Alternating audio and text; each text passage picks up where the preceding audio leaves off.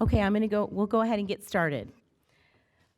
So thank you for attending our Sober Living Forum that is being hosted by the City of Mission Viejo with some great panelists tonight.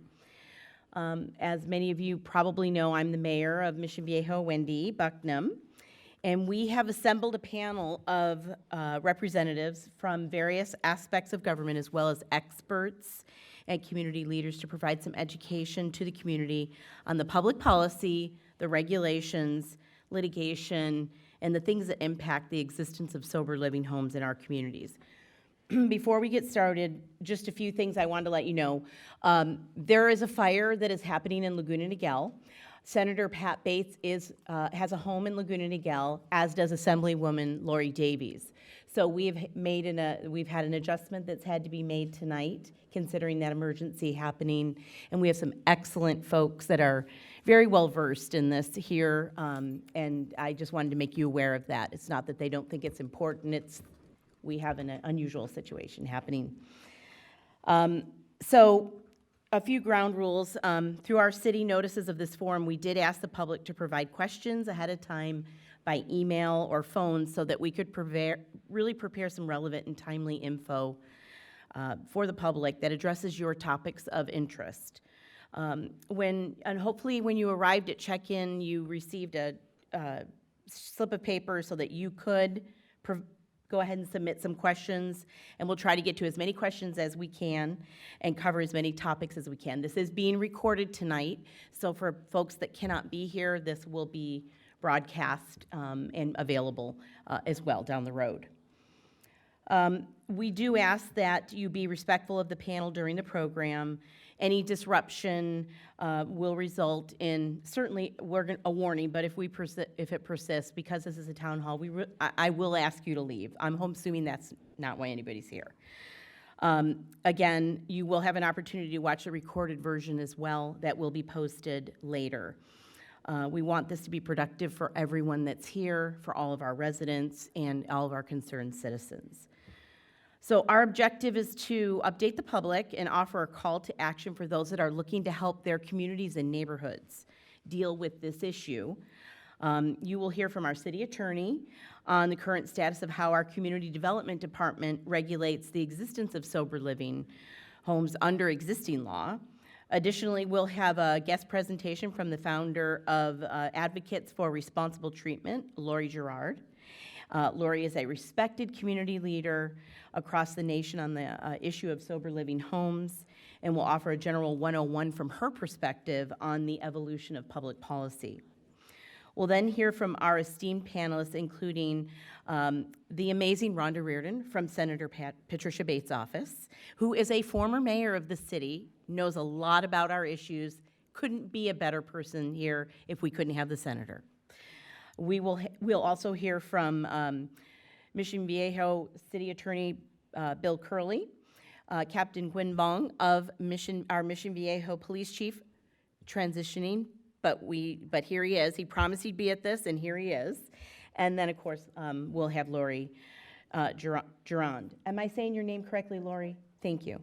Who again is with the Advocates for Responsible Treatment. So with that, let's begin with Lori. And before I say that, I just want to say that I want to thank Tim Martin, who is from our planning department, as well as Nick Ligura from planning, who are providing assistance in the back, as well as Jose Servin from our IT department. I want to thank you for that. And also Robert is doing the recording out in the studio. So I thank all of you. And then we have our amazing city manager back there in the reserves, as well as our future police chief back there, and our lifestyle. In fact, Captain Mung, will you introduce our representatives back there for me so I don't make mistakes?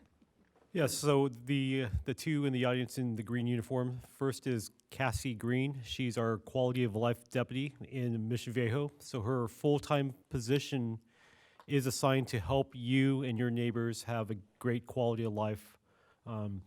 She's the lead in any type of issues regarding homelessness, sober living facilities, group homes, any day labor disputes, and duties as assigned. So she's the one that makes our community better. She's a subject matter expert in regards to this topic tonight.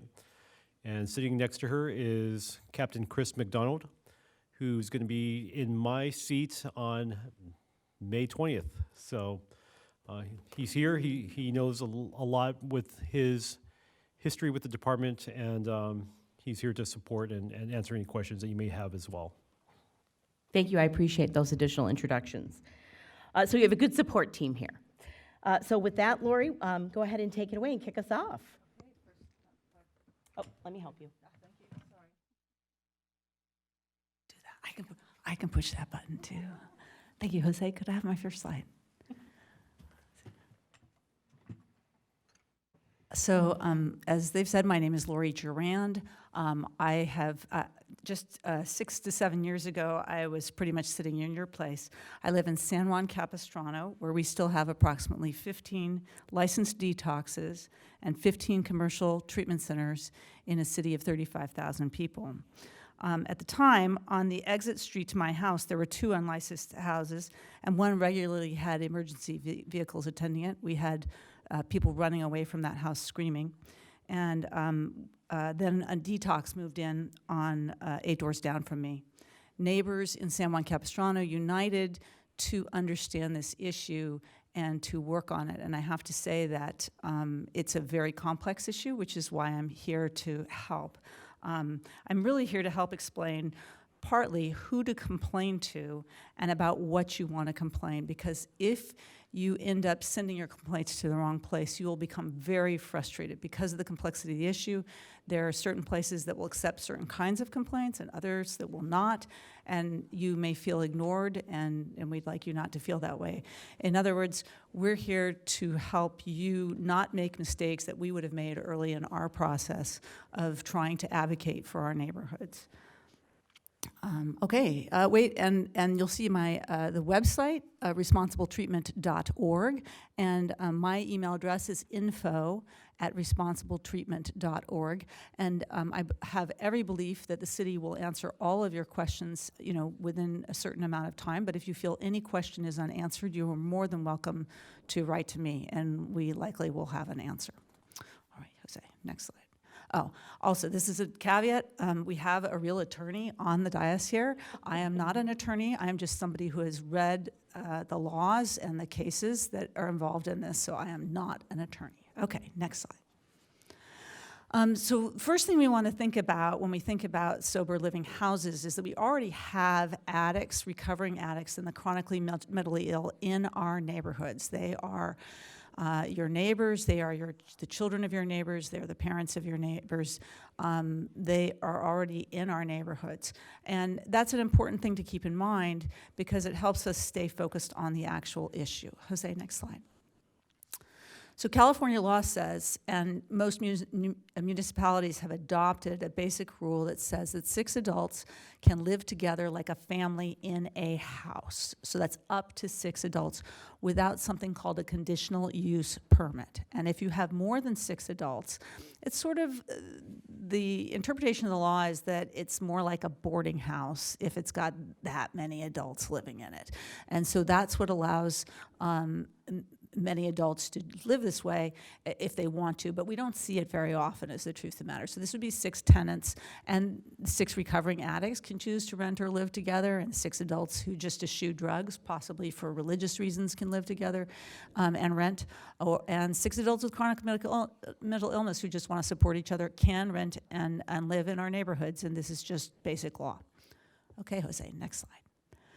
So what is recovery housing? I think we're taking questions at the end, but We're asking people to submit any questions to, yeah, you can submit questions through the questionnaire. At this point, we're just asking you not to interrupt the panelists. No. No. Thank you. You can submit your question. there's going to be a recording, I think. Is that true? So that we can Yes. definitely go back over the recording, and you're more than welcome to send me questions as well afterwards. info@responsibletreatment.org. So who is in the houses that are considered recovery houses. Legally, they should be 6 or fewer because we just described that the the city usually requires a conditional use permit because the state has this idea that 6 people can act like a family. In a licensed house, they can have 2 managers as well that are not considered resident, but are nevertheless perhaps sleeping on the property or what have you. Addicts usually in recovery housing, and again, this kind of housing we're going to be talking about, are usually early in recovery, and they're typically detoxing or participating in an outpatient treatment program. And they are detoxing from, as an example, street drugs and prescription pills, less frequently legal substances like alcohol and marijuana, but they're not porn, gambling, video games. It's called substance use disorder, and they are supposed to be leaving behind substances. And then they're often also diagnosed with something called co-occurring disorders, such as anxiety and depression, mainly because of the opportunity for health insurance compensation. It's also said that addicts are self-medicating for other reasons, and this might be an example of a mental health situation where somebody might be treating themselves with a drug that is not prescribed for them necessarily. Next slide, Jose. So the operators. This is where it starts to get a little more interesting. There are almost no background requirements for operators or employees. Frequently, they are a recovered addict. Rarely, they're a physician. They're usually formed into an LLC or corporation, for legal protection. Financing initially will come, for example, from a parent who's so thrilled that their kid has gotten sober that they want to help them do something productive with their lives.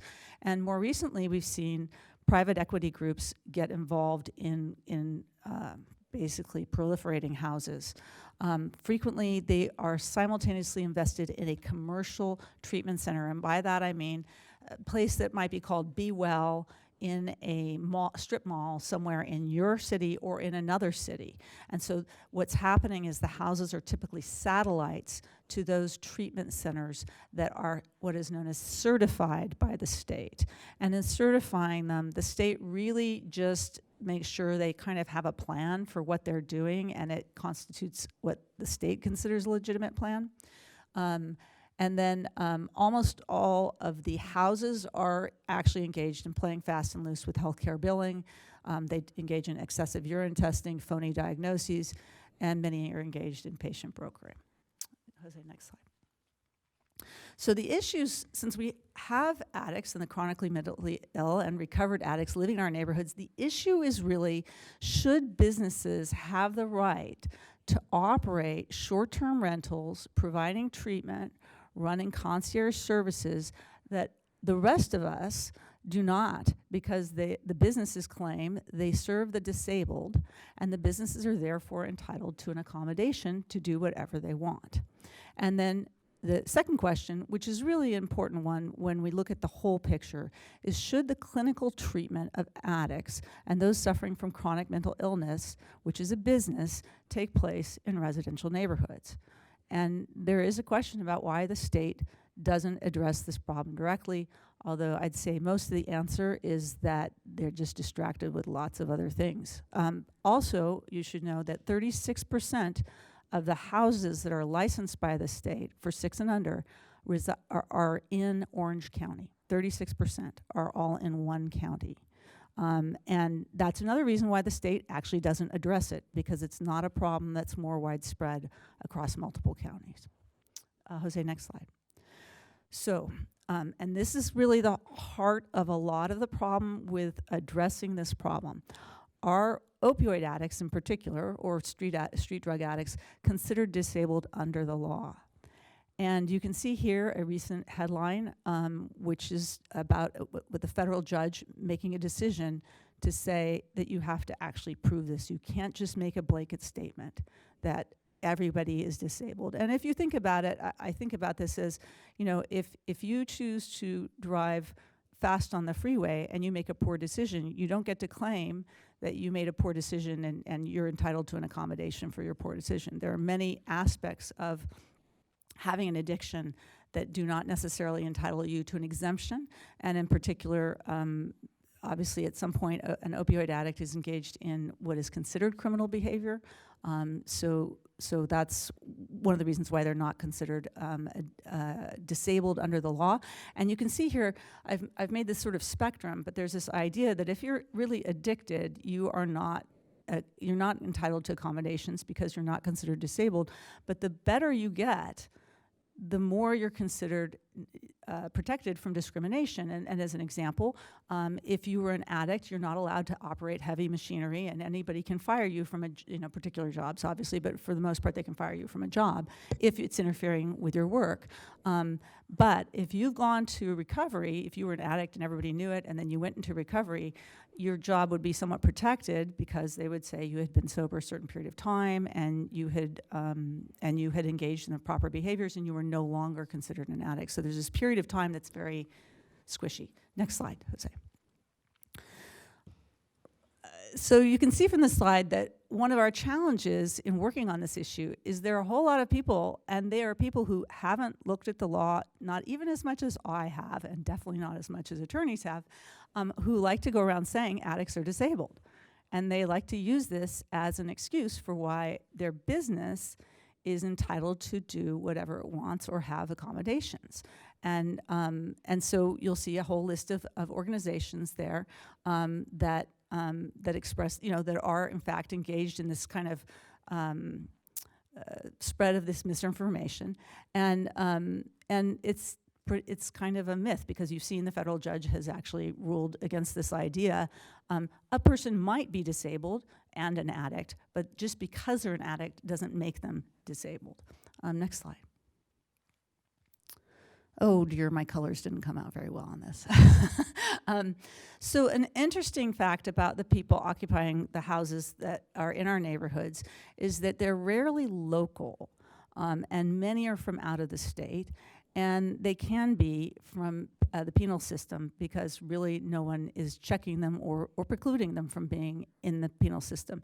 Effectively, they're not our neighbors. It'd be one thing if your neighbor Mary's son, Joey, was recovering down the street from you in another house, but that's not typically who they are, and that's part of the reason why I think neighbors are concerned. They say, you're bringing people into our neighborhoods who we don't know. We don't know anything about them, and why are we helping them? And not unlike, the situation I like to think about as the transportation corridor running through San Clemente, where San Clemente's saying, we give up certain things and we don't get a lot out of this, so why is that taking place? So over here we see 3 types of houses. On the left is something that I want you to be aware of. Increasingly, addiction treatment housing is turning to get classified as mental health housing. So what's happening is a house could move in and it would be called an STRTF, which stands for Short-Term Residential Treatment Facility. And really what they're saying is that person has anxiety and they're going to be here for some weeks. But in fact, what they're doing is they're treating an addiction and anxiety. So those houses, as you can see, are licensed by Department of Social Services. Then we have the houses that are licensed by the Department of Healthcare Services, which are detoxes most often. They can sometimes not be, but for the most part they are. And then lastly, we have a set of houses that are unlicensed. And part of what's going on with the unlicensed houses is the unlicensed houses are acting as though or presenting as though they are just those 6 happy people living together. That's what they want you to think. The way they behave is sometimes different. Sometimes they'll have 12 people, which is against city ordinances. But they're covered by basic laws of privacy, like our laws of privacy that say you can't peer into what they're doing.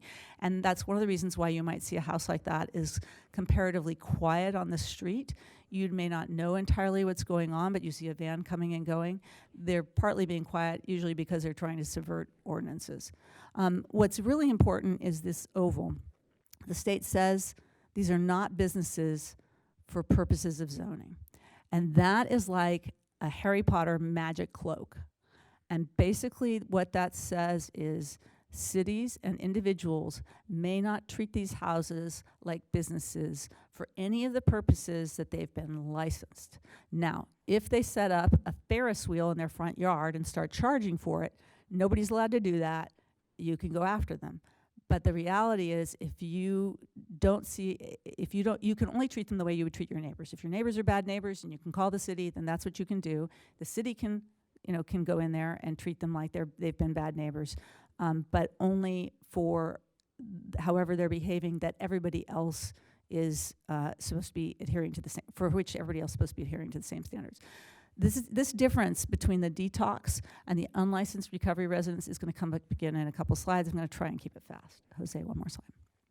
So just so you know, I gathered these Mission Viejo statistics mostly in the last month. The 2 is in the last month. You can see what you've got. You've got certified treatment centers in commercial areas. Like I said, San Juan has 15. State licensed detoxes, you've got 13. This state in 2018 passed a law that said you had to register what are known as the recovery residents, the unlicensed houses. You can see that the state isn't doing a very good job of collecting that information. And then this social rehabilitation facilities, this is one kind of mental health housing. It gives you an idea of what the proportion of mental health housing is. Next slide, Jose. So cities have taken, at the moment, 3 approaches to recovery residences.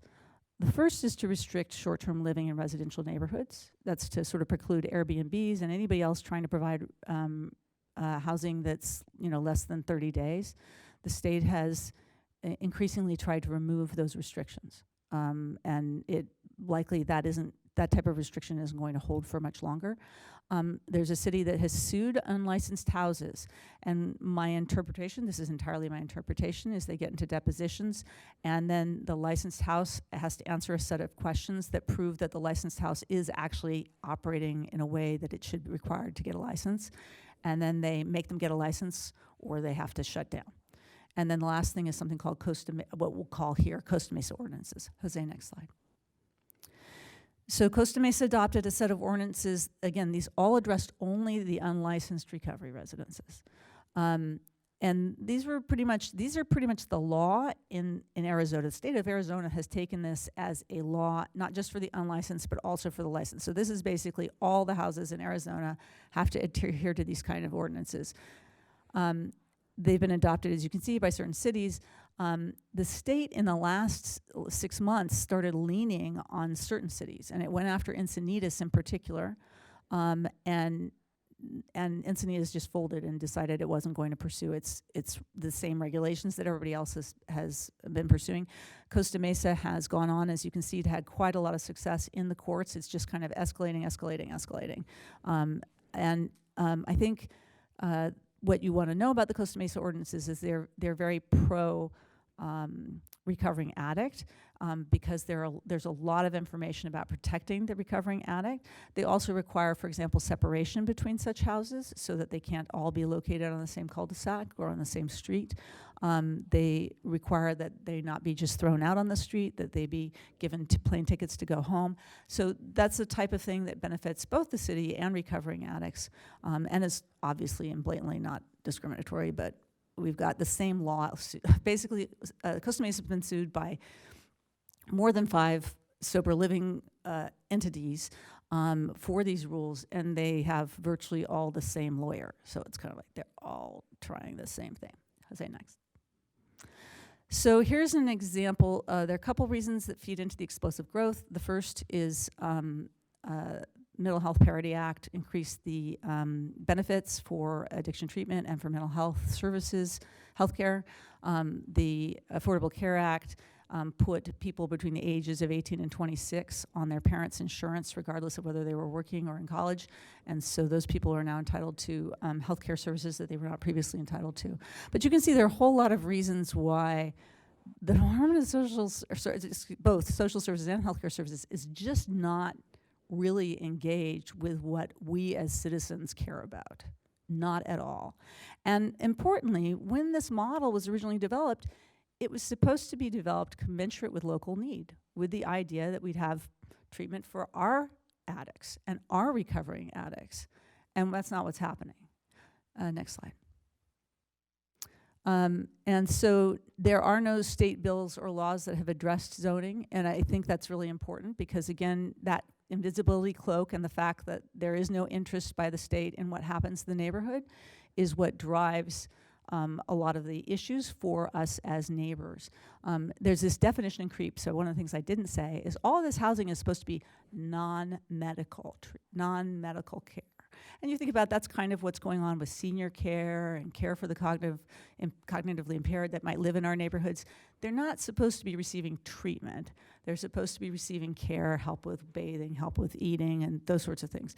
And what's really happened is they just keep pushing medical care into these houses as part of their overall solution for recovery.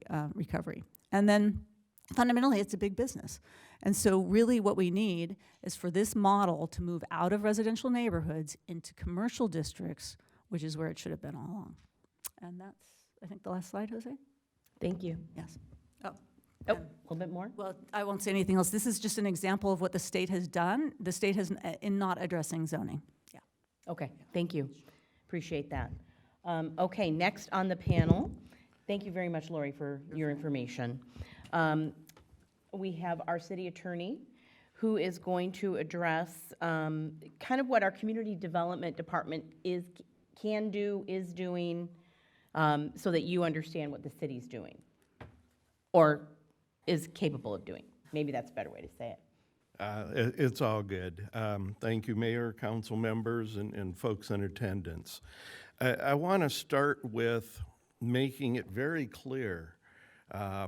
We are not ever intending to demonize or vilify anybody who has needs of whether it be detox or what have you. The notion of being soft on the person, but perhaps being harder on the conduct is the underlying approach we take. There's been many quotes about following the rule of law. One of them that I've always enjoyed, Jesse Ventura, he was a wrestler and a governor and all kinds of things.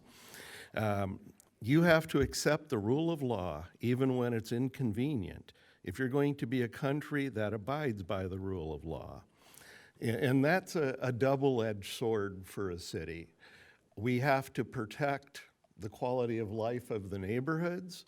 We have to protect the quality of life of our residents. We have to protect those in these facilities. We can't pick and choose and say, you're a bad person, and therefore we can regulate you in a certain way and decide others aren't. So we tread very, very carefully. Mission Viejo is a little different, I'll say, in character than Costa Mesa and some of the other communities that have more significant impacts. But that doesn't mean we don't have the issues, and it doesn't mean we're not attentive to it. In general, kind of a high level, we monitor all the litigation. Costa Mesa, others, there's a lot going on out there. Costa Mesa spent about $10 million of taxpayer money litigating, and that's important to them, and they've done it. We kind of like to let others be at the head of the parade. We'll see what happens. So rushing in and copying them or adopting their ordinance or doing something while the cases are still potentially appealable, that's not a good business decision, and it's, to me, a bad legal decision. But we monitor them almost daily, if not weekly. We know what's going on, have no doubts on that. We also are very aware, there was a reference to Encinitas and what they did. Well, right now, cities are going through housing elements. They're going through implementing RHNA, which is the Regional Housing Needs Allocation. The state, HCD, Housing and Community Development, in conjunction with the Attorney General's office, is asserting with, depending on who you are, either good arguments or not, that all of these group facilities are, I'll say, immune from legislation that treats them differently. There is a basic law right now, it's been around for decades, paraphrased, you can regulate any one of these group homes, a single family, 6 or less, you can regulate them all you want, but those same rules have to apply to every single family house in town. People say, well, make them have a fire plan, fire escape plan. That's cool. All 34,000 single-family homes in Mission Viejo would have to have that. Whatever people sometimes think up as ways to control conduct, we can only, as city governments, apply them to everybody. We can't pick and choose. We can't demonize. We can't make angels up. We got to be neutral. The old Joe Friday, just the facts. So that is a fine line we walk. We're keeping a very close eye on Airbnb activity. Those, as noted, can morph into longer-term stays. Nowadays, people apply whatever label they feel comfortable with to group housing. So you may hear it as detox, you may hear it as sober living. Those of us of my vintage think of the communes in the 60s and Haight-Ashbury. A bunch of people want to live together and try to support each other. That's a single housing unit. We can't regulate that a bit. Where we try to go and where I'm going to focus you, we look to behavior. We look to conduct. You heard the reference, a good one, to a Ferris wheel. Well, you can't put a Ferris wheel in your front yard. Doesn't matter who you are. Same things, if a lot of people start throwing beer bottles in the street, or if people at midnight start playing my beloved Led Zeppelin, what have you, you can't be a nuisance. So again, we are not looking at the people, at the person, we are looking at the conduct. And even more importantly, some of the Costa Mesa orientation and others, we're looking as the operators, the businesses. Somebody's coming in and conducting a business opportunity in a neighborhood that's ruining the quality of life of the neighborhood. We want to go after that business, not the person, not the people in there that need the help. They're not at fault. Poor operators that don't manage their facilities, operators that allow it to become a neighborhood blight, that's when people get angry. That's when people come in and say, you have to do something. They've turned our neighborhood into living hell. I've invested, my family's here, I've got children, I've got grandparents. I don't deserve this. And we agree. But again, we go and look to the business organization, we look to the nuisance operation, not that tenant or occupant or patient or whatever title you want to choose to put on them. Those folks we are obligated by law to protect. We protect those in the houses, we try to protect those surrounding the houses. But we never aim at the humans. We aim at the conduct and the business behavior. You will perhaps run across our code enforcement people out. They will look for those conduct or poor maintenance or any sort of deleterious activity that violates a city code. Again, that's not driven by the occupant. That's very factual. There's something there that is a tangible violation. We deal with that, we cite them, we regulate them. I don't want to step on the captain's speech if he's going to have one, but something that's very significant is neighborhood watch. It sounds tame. These business owners, so to speak, they don't like attention, as you heard. They want to do their thing, collect their money, and not be noticed. If the neighbors start paying attention, focus, document, call us, call code enforcement, call PD, that attention will cause folks to either behave or actually sell and move. Their success comes from being left alone. It's just I guess the nature of the industry, but that happens. And again, we are not looking at the occupants. We're not saying they're at fault, they're naughty, they're anything. What we're saying is you can't run an operation to destroy the quality of life of that neighborhood. We won't let you. We will do everything we can to not. But as you've heard, there are very few rules or laws in the city's favor. The state regulates most of it. The state has immunized these operators from city regulation. We have our hands tied, essentially, except for those traditional nuisance type of activities. It's the nature of the law. Ms. Reardon down there will tell you Pat Bates, Senator Bates, has tried for years to get laws advanced that will help cities. For whatever reason, Sacramento, the legislature hasn't been receptive. They reject them all. The last slide you saw that was presented. Cities are, my opinion only, somewhat viewed as the front line of mainstreaming people. The state has stepped away from large institutions. The state has stepped away from organized, if you will, institutionalization of recovery people. They're mainstreaming and putting people in neighborhoods, letting them recover in a context that isn't institutional, is believed to be helpful, and it probably is. They stop there and say, well, okay, they're there, you should, this will help you recover, somewhat Disney-like, everybody will behave. Well, no. But they don't give us then the follow-up tools to deal with it.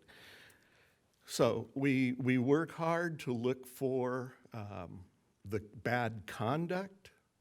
We look to not demonize those using the recovery services. And we count on, to a large extent, the community, again, whether it be Neighborhood Watch or people just saying, you know what, something bad is happening here, can you guys deal with it? Again, to the extent we can, we do. If we go too far, we catch a civil rights violation, and your tax dollars may be involved in a lot of litigation or penalties for violating civil rights of someone who's handicapped or otherwise. So we try to be prudent fiscally while at the same time as strong on enforcement as we can be. We know it's not as much as people want. We fully understand that, but as with any balancing, we got to find the midpoint. And I mean, there's the old joke that says if everybody's mad, you're probably right, because half is happy here, half is mad here.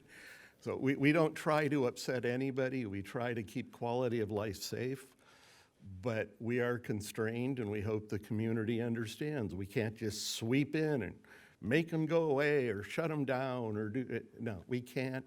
And our legislature members will hopefully move us closer to that. Okay, thank you. Well, we have some questions and this is where we're going to have some input from everybody that's up here on the panel. So one there's a couple that have a similar question, and it's when selling a home, are there state or local requirements to notify the buyers that a house is an active or pending license exists within a certain distance of the home being sold? Similar question, when one sells a home, is there any choice of it not being sold as a sober living home? So I'll leave that to folks up here to answer. The answer is no. We can't. You get to sell your property to whom you want. You don't have to disclose it to government. Now, if you've sold a property, there's the Civil Code 1106 where you have to disclose things that may affect value. That'll be between you and your realtor. But there is no black letter law that says you have to come in and disclose who or disclose this.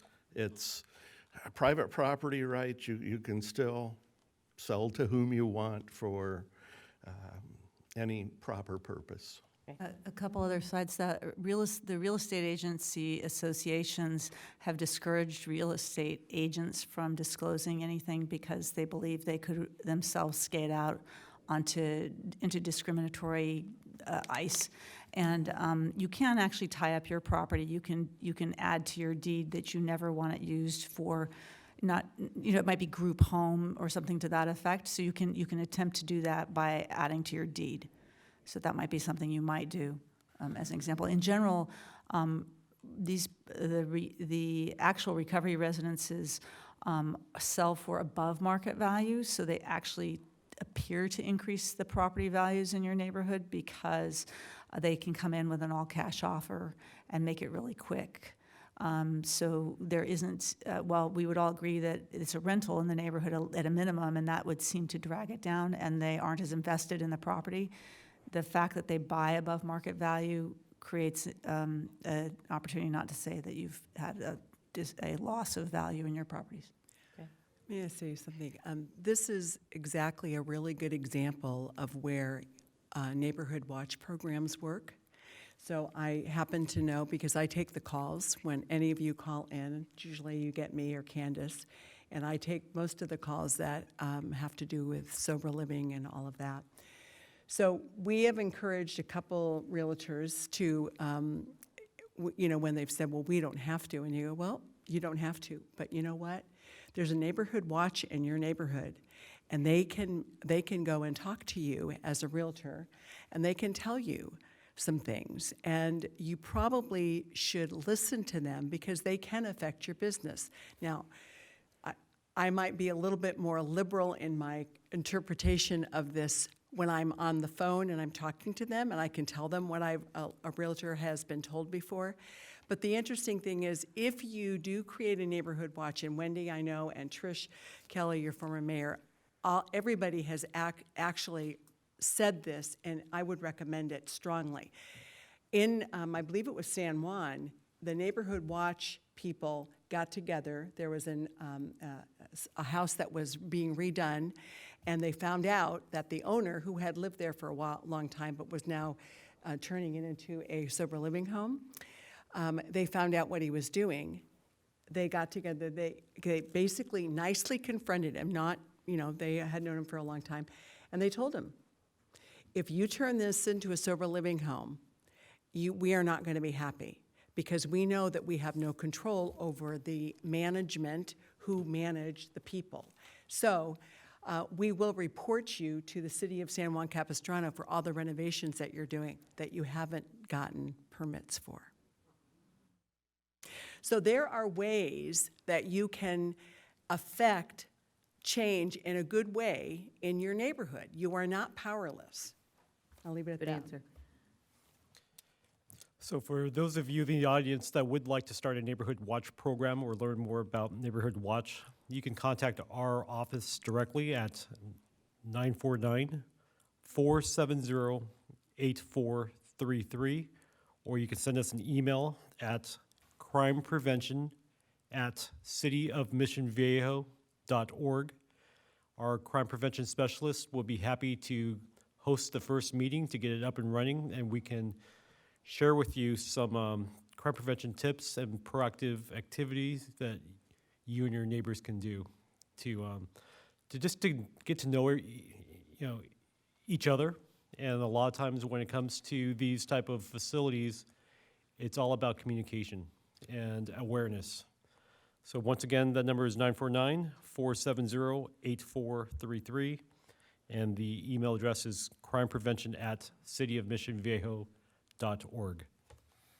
So I'm going to follow up because there's a couple of questions here that reference what type of notifications or what are there restricted hours for people to come and go, or streets, cars on the street or sidewalk, et cetera.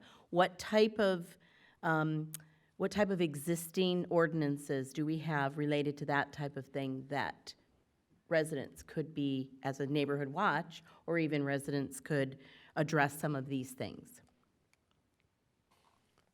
So that's a great question. So We enforce the law fairly and evenly throughout the entire city. So it's not just because it's a home or a sober living facility that we're going to have different sets of rules and regulations and laws.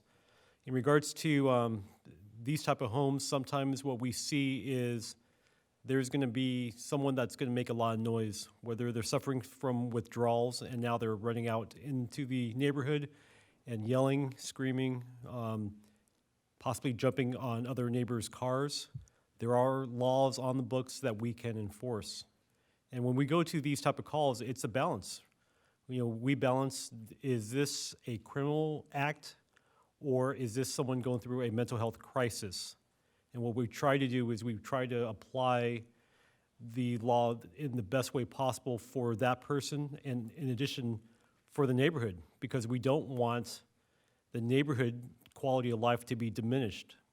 You know, we have also laws on the books for parking regulations. So if there's an abundance of cars outside and these cars are abandoned or parked in front of hydrants or red curbs, you know, we do make that enforcement, but before we do, we encourage our deputies to go out there and make contact with everyone in that community, just to allow them to know that this is the concern of the community, and please be mindful of your neighbors.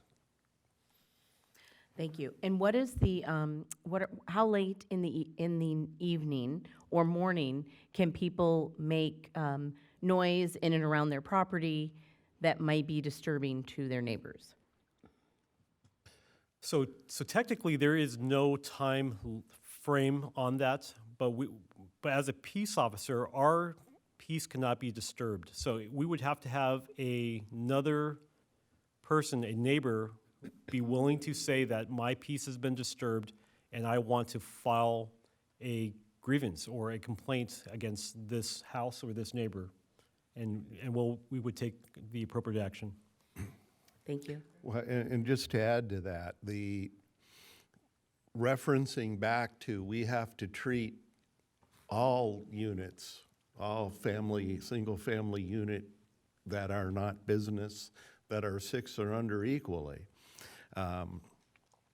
We have laws, and I'm not drawing any connection, but second call ordinances and social host.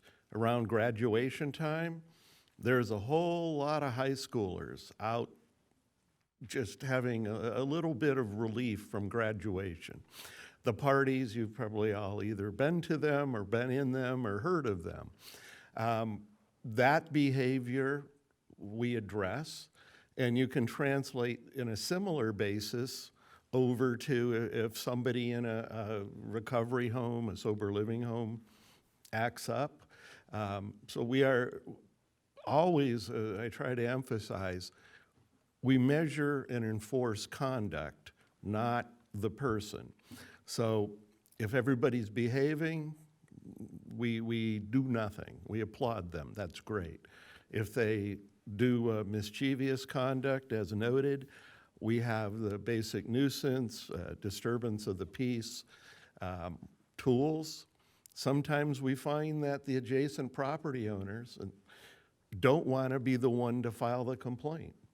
Don't tell the people that I'm the one who called on them. Don't tell them I tattled. We well understand you don't want to have any friction with your neighbors or you fear retaliation. But as the chief noted, if folks don't help protect themselves, we can't always do it for you. So sometimes there's that balance in each household. Am I willing to be the one to say there's a problem? And if I'm not, there's nothing we can do. And yet we'll hear, well, I called the police out and nothing came of it. Well, you may not have backed it up. If you have, No, we're not taking, you can submit a question. Thank you. Please don't be disruptive. Please.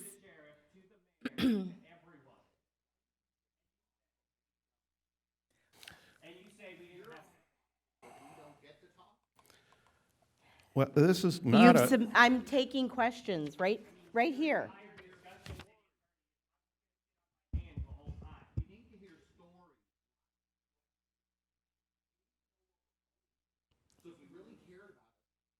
We do care, sir. Yes, we do. Ye- We do care, sir. Trust me, we care. We live in the same neighborhoods. Okay, would you like to, thank you. Thank you.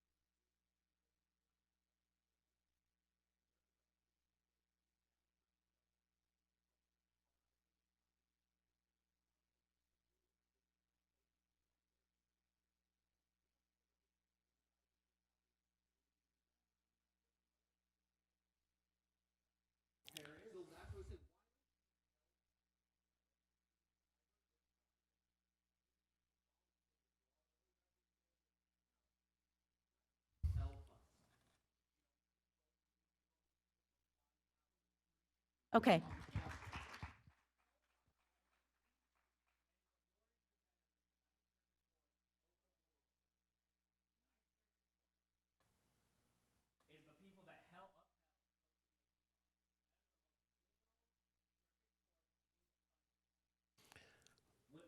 Well, right now, this matter is in federal court. It's been removed from state court. And again, if you want to see the city spend $10 million, Okay, that's something we okay, could. we're, oh.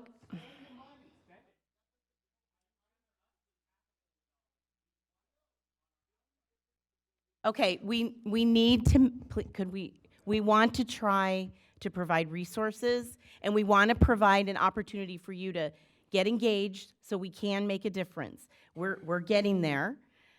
We're getting there.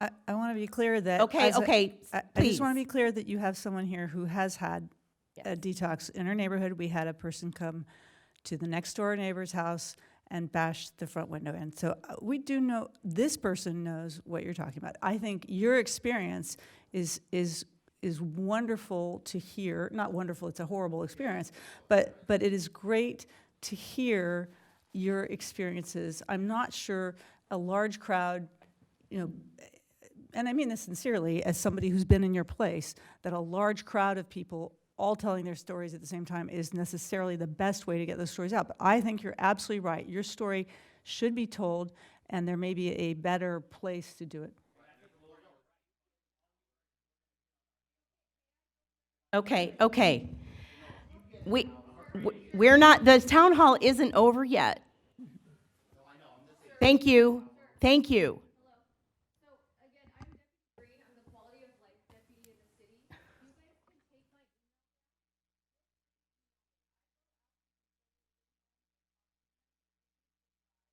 at how many issues we can get resolved in my work week. Again, like everyone is saying, neighborly. So would you like my email and you can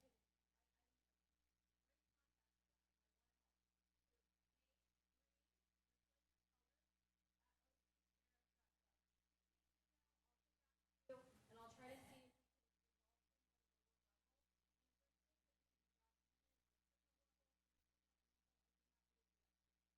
Thank you. And Chief, could you repeat her email so that we can have that in the microphone for everyone? Yes, that was Deputy Cassie Green. Her email address is kgreen, like the color, at ocsheriff.gov. Thank you. So one of the questions that did come in was, are there any cities that have successfully fought converting residences to these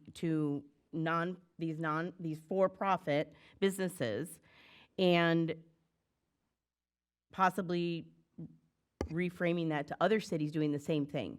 This actually addresses the questions that just kind of came up here. Well, probably the most prominent, again, is Costa Mesa with its ongoing litigation.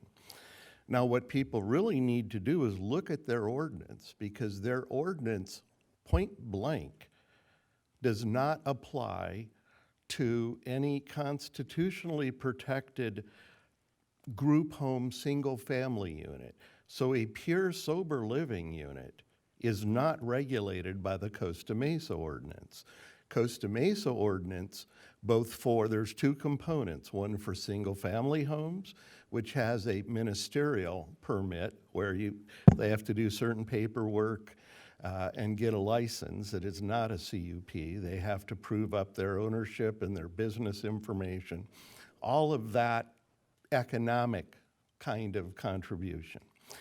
If they're outside of the R1, the single-family zone, there's heightened procedures, conditional use permits and such, separation, 650 square linear feet.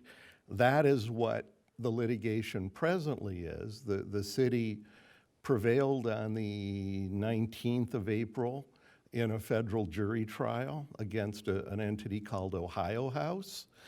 They're going to be appealing that. It is far more prudent to wait and see. Again, remembering the state, the California Attorney General, the housing strike force they have in HCD is looking also and saying that any ordinances, and they point blank reference the Costa Mesa type, are unlawful. Okay, we're not sure we necessarily buy into that, but while that's being sorted out, it is far better to wait and see where the courts and where the state takes it, instead of just burning a bunch of money on an emotional basis. So we're watching very closely that federal case. We're watching very closely what HCD is doing, what Rob Bonta, the California Attorney General, you look at his websites and read what he is saying about coming into cities to make sure they support it. They've got a list of 80 cities that they are looking at for being out of sync or inconsistent with housing laws. Again, they include sober living at this point into that. There's a lot of dynamic activity going on, And we're watching it, we're measuring it, we understand, we want to be able to grasp what's beneficial, but Finish. I Well, was just going to say. Yeah, Well, Rhonda. wants to add to it. Yeah. I need to, And then Laura. okay, Laura, I need to say something to you. First of all, I live in a townhome. 2 doors down from my townhome, there's been a drug house there for years, They had a car out in front that was spewing oil all over the place. Because I live in an HOA, the city really couldn't do very much of anything. The car eventually went away, and the goings-on in the house have eventually gone away. But I have done some things. So when they've been making noise, I yell out my bedroom window to be quiet, or I'm calling the police. Now, they don't know what Chief Q shared, but I take responsibility for some of that stuff to take care of it. All right, the other thing I want to say to you is, everything you are talking about, and I haven't heard your stories in here, but I've heard a lot of stories, and it is hard. It is hard to listen to because I know what it's like to have disruption in your neighborhood. But I'm going to say something to you that maybe no one else on that panel is going to say, and that is the only way things are going to change in every aspect of our life, including what Mr. Curley is talking about, the housing element of that. Things are being shoved down our throats by Sacramento, and even at the federal level, but most importantly at Sacramento. We have to change the numbers. Let me give you some hint of what I'm talking about. In the state Senate, there are 40 seats. Of those 40 seats, 31 of those seats belong to the majority party. 9 are in the minority party. Do you know how many bills you cannot get through if you have only 9 votes? It doesn't work. In the Assembly, 80 seats in the Assembly, 60 of them are the majority party, 20 are the minority party. So I am asking you to help. And I have been doing this now for the last year and a half, and I am instructing people on the phone. If you know people, we've got an election coming up. We had a recall last year. 1.8 million people in Orange County received ballots. Do you know how many were used to vote for? 1 million. 800,000 people did not vote in Orange County. 800,000 people. Now, that wouldn't have changed the outcome, but it sure would have made me feel better to know that we had 800,000 people that voted. So I'm just saying, from a legislative perspective, we have to get smart, and we have to start doing something that we have not had to do before, and that is we have to change Sacramento. And the only way to do that is for you and me not to give up, not to talk about fraudulent elections. I'll give it to you. I tell everyone that calls. I believe that you're right. I believe that we have fraudulent elections in California. Now, what are you going to do about it? Well, I'm not going to vote. Well, great. You've just now added to the problem. So, Senator Bates, How many bills has she introduced on this subject, Rhonda? on sober living, I started counting them, Lori, and you tell me, between 30 and 50, somewhere in that neighborhood? I think it's a little lower, but she has produced more legislation than any other Than any, representative. And that's your representative. yes. That is your representative. So let me Let her finish. Let me finish. So I just need to, I need to tell you, sir, well,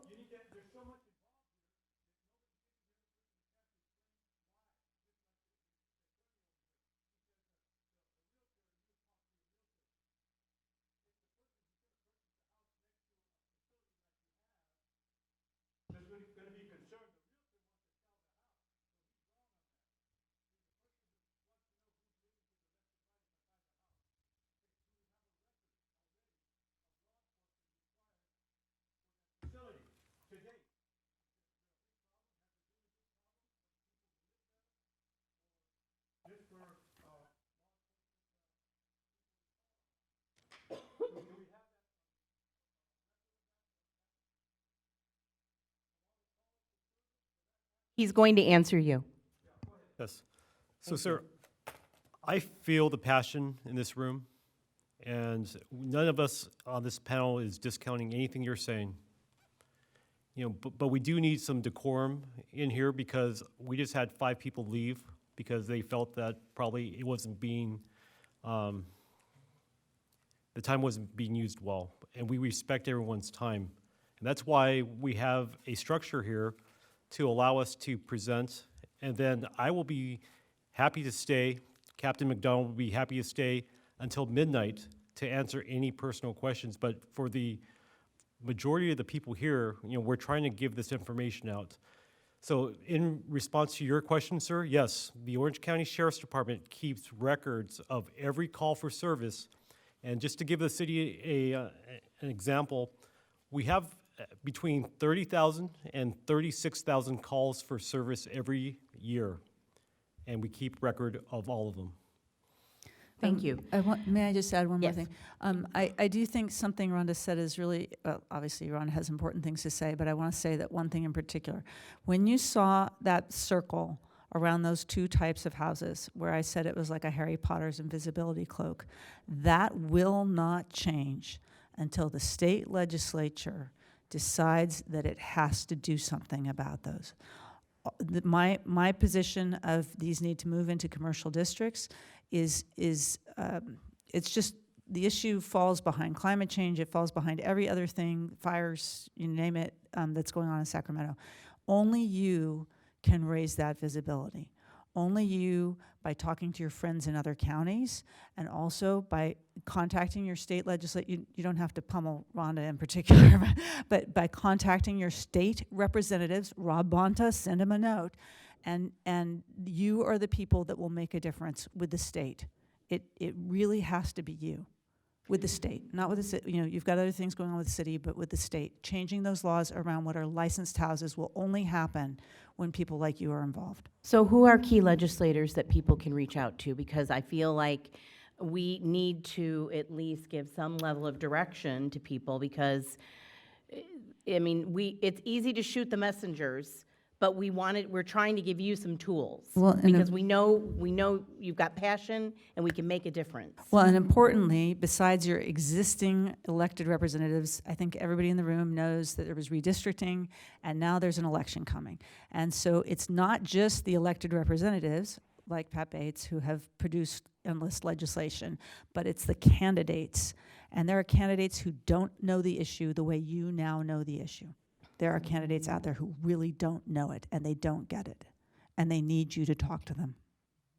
And so who would be some of the folks at the state level in the different departments, like the Attorney General, et cetera, that would be appropriate for people to reach out to? The head of the Health Committee in both the Assembly and the State Senate, I don't have their names right in front of me. It has been Senator Pan in the Senate Health Committee, and I can't remember the Assembly Health Committee head, but you can find them by typing in California Assembly, Health Committee, California Senate Health Committee, and they're basically the head of those people. The head of the committee needs to hear from you, on top of Rob Bonta and your existing representatives and the candidates running for state office this year. But it's primarily legislators at the moment. That's good. And then is there a way for us to provide some resources following this? I'm looking at the back of the room. Is there a way for us to provide resources for people all the way in the back? As city manager. That we can provide resources for folks to links to those sites, phone numbers, emails, et cetera? Absolutely. Okay, excellent. So we'll put that on our website, and then this video will be, of this town hall will also be there. Okay. Some additional questions that have come in on, and they're focused on mental health homes. If there are problems with the homes, who do we talk to is the question that I'm getting here, as far as. Okay. That's on several of these, actually. Yeah, so it really comes down to, is the problem, how do I describe this? Is the problem the same kind of problem you'd have with a family? Like somebody goes screaming down the street, that's a problem any family might have, then you're going to call the city. If there's smoke, if there are F-bombs, you're going to call the city. because those are things that they're disturbing the neighborhood. They're not, they're doing things that any family would do, and you'd be like, I'm calling the police on these people. I can't stand this any longer. The challenge is, for example, you might say, well, I don't like how, I'm trying to think of a good example. Well, here's one that happened in our neighborhood. We had one that parked their cars on the lawn. You call the city and or the police. It turns out they're ordinances, but the city will refer you to the police will refer you to the city. So you don't usually end up in too much trouble either way. If you have a problem with the way the people are being treated, or you believe they're being mistreated, then you contact the state. And there's a website, which I'm gonna hope the city manager will find for you, because it's a little harder to find, but there's a website that you can submit a complaint to. But it's usually about how the people are treated, not how your neighborhood is treated. The state doesn't care how your neighborhood is treated. Okay, that's good. Also, another question, and I think it might feed into some of this. What is the good neighbor policy? I think this has something to do with the Costa Mesa. Yeah, so the idea of a good neighbor policy, there's a whole escalation of complaints. And as I said, you want to complain to the right place because they'll ignore you if you don't. So when Costa Mesa put in its rules, it said each of these operators that are going to adhere to these new rules has to have something called a good neighbor policy, which means a way of handling complaints. So if, let's say, Be Well moves in next door to you and they're dropping F-bombs, then if you had Costa Mesa ordinances, you would have a system for complaining directly to them because they would be required by Costa Mesa to have a system. I'm not so sure the good neighbor policy buys you a lot because in the end, any complaint you make directly to the operator disappears. And when it disappears, it's like it never happened. You can say legitimately, I went 3 times over there and told them something, but there's no record of it. That doesn't mean you didn't do it. I believe you did, but there's no record of it. And so, yeah. Okay, Right. okay. Yeah, no, house managers are just as bad. So the concept is report it to the authority that is appropriate. Usually it's the city, it's Deputy Green. Sorry, Deputy Green, or to if it's the city municipal. I apologize. I We don't have a know exactly. non-emergency line. Yes. But if it's an emergency, you should call 911. But we do have a non-emergency line as well. Thank you. Can I say one thing? Yeah. Oh, I'm sorry. Did you finish your thought? Okay. Just let me add one thing. So do you all know that the people that are running these homes, there are no background checks done on them because the state does not require that. Now, if you're... It doesn't, but see, what I'm saying is that the background checks on the managers, which are the people that we're depending on to manage the behavior of the people that live in the homes, there is no background check done on them. That is the piece of legislation that needs to get through. And it would be helpful if we had more people that thought like that. So. Thank you. Okay, I have a question here that it's actually, several questions are about schools. I think we've addressed the capability to deal with schools, but is there a way to keep these schools a certain, or these facilities a certain distance away from schools? I think that's been answered, but I've got several questions on schools. No. The answer is no, because the state says you can't treat them any differently than regular houses, and the other ones look like regular houses. So you can't make an assumption that the people in the homes are somehow criminal or have criminal pasts. So,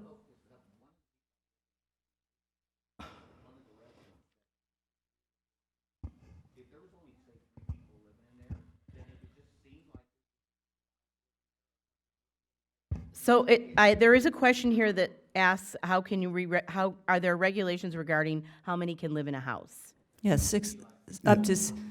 Well, let's see, and that's the thing. It's set up like it's the state law about 6 living together because it's supposed to be a family. So that's where that 6 comes from, I believe. But yeah, I mean that would be a reasonable. That'd be right. No, agreed. And as importantly, they're a business. They're not even just 6 people living together. They are a business. And that might be a legitimate reason to go to the state and say, this law needs to be changed, and they can't be 6 and under. When they're more than Okay. 6, that's an ordinance violation. The city, non-emergency line.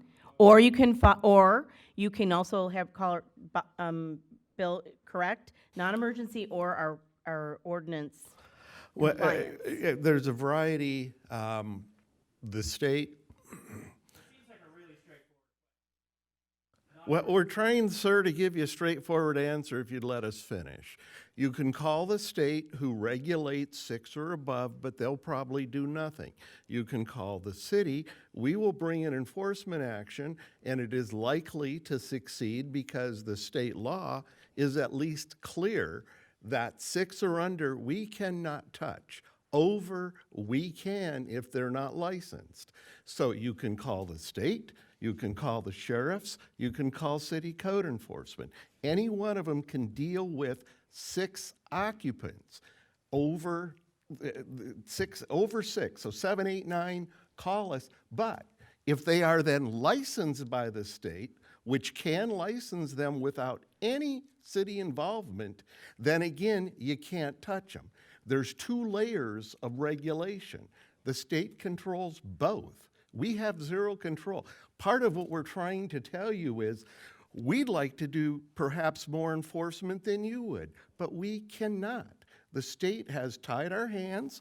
You've heard Senator Bates' representative, 20, 30 more bits of legislation to try to give cities enforcement authority have gone down in flames. So we can tell you, call county health, call state licensing, call city code enforcement, call poor Deputy Green, who's now becoming known. And we will develop a postcard which will have all of these contact information on the city's website and available for folks. We'll also have it as a PDF so that folks can print it. So we'll have contacts for legislators, we'll have a postcard with contact information so that it will be a good resource for folks to utilize. Does anybody want to add anything that hasn't been stated? Because we are there's several people with their hands raised. Yeah, I see.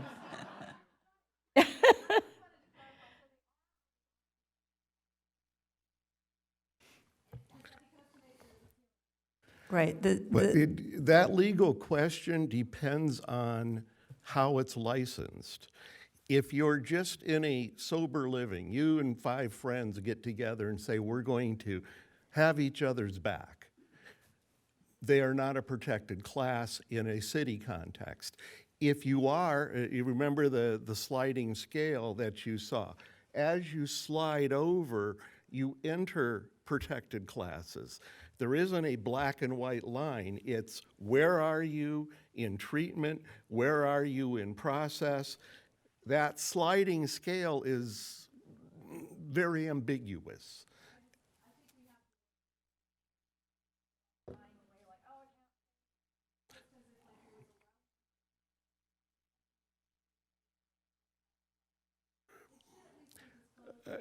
Your lips to God's or the Yes, we legislature's agree. ears, ma'am.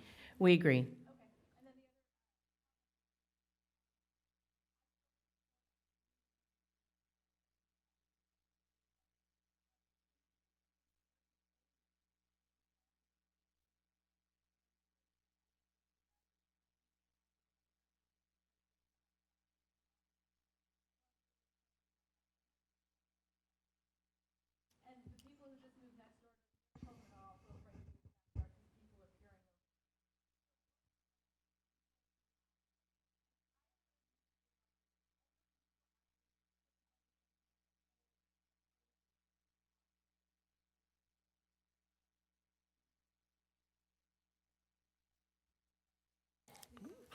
Well, the we, let me suggest the we is the state legislature, state senator.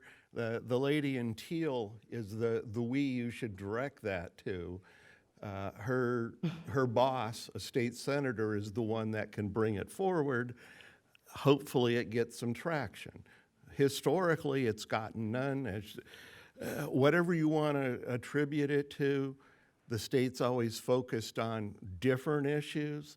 Again, whether it be wildfires, climate change, deregulation of utilities, whatever, the sober living ends up kicked over to the next legislative year, and again, and again, and again, and again.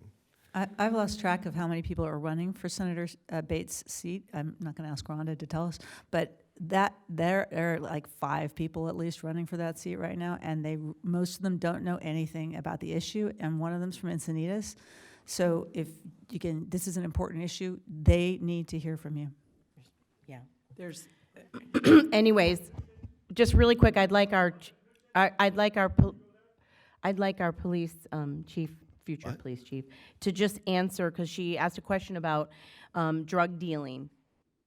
Could you answer, because there's laws in place now to address that. Correct. So there are plenty of laws about narcotic sales. You know, when you call and there are multiple violations and we keep going back out, it offers us a little bit more glimpse into, you know, what type of activity is actually there. Aside from Deputy Green, we do have a special enforcement team that can go out there and dedicate some serious time to these places that are selling narcotics. And those are true problem areas where it's maybe a little bit more and we need some more directed enforcement on a particular place if there is narcotic sales there, correct? So one of the things I did want to kind of just mention, if I have another second here, Ms. Reardon brought up a great point about supporting legislation going forward. The crisis of the sober living homes or these facilities, we need to look at the root cause of those, and we're looking at you know, a large-scale drug trafficking across our borders, lax penalties on narcotics possession and sales, transportation issues with you know, if you're trafficking fentanyl, it's a lower classification of crime than it is other narcotics, things like that. So I think on a larger scale, we should kind of educate ourselves a little bit on those current legislative trends and try to get behind those on a larger scale to help minimize the impact of these sober living homes in the end. can I say one thing about Sure. fentanyl? So those of you, how many of you are aware that fentanyl is a really bad thing to have around, right? I'm going to tell you something, and you probably won't believe me, but I'm going to tell you.